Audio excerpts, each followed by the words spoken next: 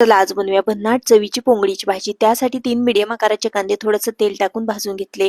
अर्धा वाटी सुक्क खोबरं, 2 चमचे पांढरे तीळ भाजून घेतले। भाजून घेतलेलं खोबरं आणि तीळ बारीक करून त्यामध्ये आलं, लसूण, भाजून घेतलेला कांदा, कोथिंबीर घालून पाण्याचा वापर न करता वाटण बनवून घेतलं। बनवलेल्या वाटणापैकी 2 चमचे वाटण बाजूला ठेवलं, बाकीचं वाटण फोडणीमध्ये वापरणार आहोत। सव्वा वाटी बेसन पिठामध्ये मीठ, हळद, लाल मिर्च पावडर, जिरा पूड घालून पाणी घालून घट्टसर गोळा मळून घेतला। कढईमध्ये फोडणी करता तेल घातलं, त्यामध्ये जिरे, बनवून घेतलेलं वाटण, बॅडगी मिर्च पावडर, धना पावडर, गरम मसाला, ठेवणीतलं काळं तिखट, हळद पावडर घालून मसाले थोडंसं पाणी घालून छान परतून घेतले। चवीकरता मीठ घातलं, गरम केलेलं पाणी घालून कट उकळत आहे तोपर्यंत बनवलेल्या कणकेची पातळसर अशी लाटी लाटून घेतली। लाटीवरती ठेवलेलं वाटण लावलं, सुक्या खोबऱ्याचा कीस घातला, पांढरे तीळ, बारीक चिरलेली कोथिंबीर घालून अशा पद्धतीने कट करून याच्या पोंगळ्या बनवून घेतल्या।